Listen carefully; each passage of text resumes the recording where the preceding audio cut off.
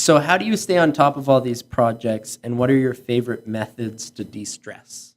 I think I take on projects that my heart goes towards, Like I've been presented a few things where I'm like keen at first, but then that kind of passion towards it fades away. So I think staying organized goes hand in hand with like being passionate about stuff because you want to prioritize it, but obviously you have to prioritize things that like paying bills and whatnot. But no, Google Alerts calendar stuff is my biggest thing. But what was the second part? Sorry. What are your favorite methods to de-stress? Reading. Definitely reading. I just like to sit on my porch. You know those round chairs? What are the names? Round chairs. They're Papasan chairs is what they're called. I don't know what that is. They're like circular and they're just super comfy. And you can build like a little nest in them, and nice. you just read or going for a run. Because I just feel like lots of people say they don't think when they run. I do so much thinking, but then at the end I feel like I've sorted things out or I have a new idea. And Fine when I'm running. I always listen to music when I run, but I also think on top of that too. But it's almost because you go through these different processes where you sink into the run and you can listen to the music and it brings up your energy. Then you go through other times. I'll also listen to down tempo music or even classical style music. Oh, really? So that it's just long drawn out songs so that I can sink into it. But then your mind sometimes just comes up with thoughts or words, or you sort through things as well.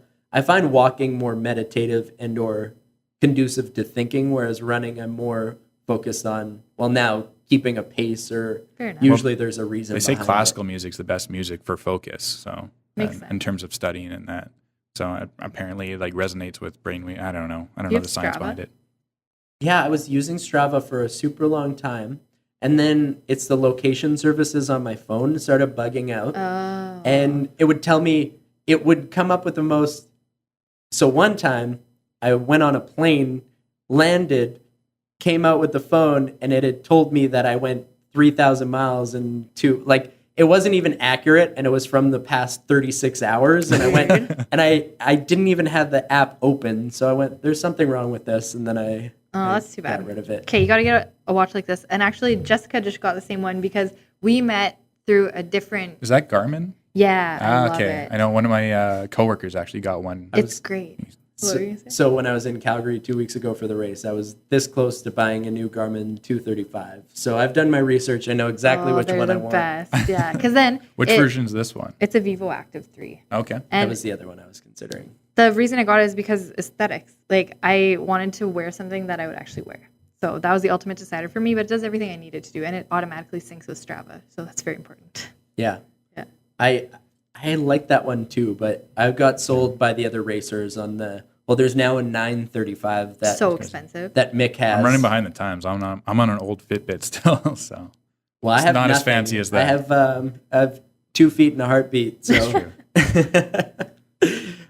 so final question: if you had advice for someone trying to make a positive change in their life, what would you say to them? I'm gonna rip off Nike and say just do it. No. We have it. I know. I was like, yeah, no, but actually, like, just think of something you want to do and do it. Because a lot of people, they ask me, they say, "Oh, how did you do it?" And I just say, "I just did it." Because figure it out as you go. Exactly, because everyone's scared about something. There's gonna be apprehensions all the time, but you just have to push yourself.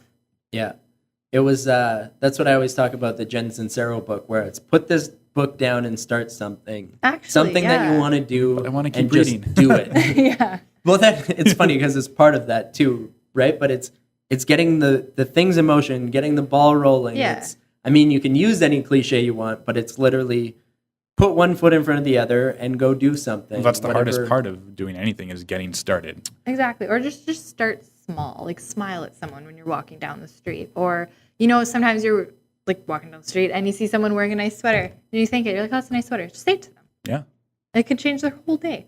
And who knows, like, for example, I was wearing these sunglasses one time and they're just like little corny heart-shaped ones. And this guy was biking beside me and we were just chatting about them. He's like, oh, your sunglasses are really nice. And then I went to work, I'm like, oh, yeah. And I told my boss about it. It's just little tiny things that can just change someone's day.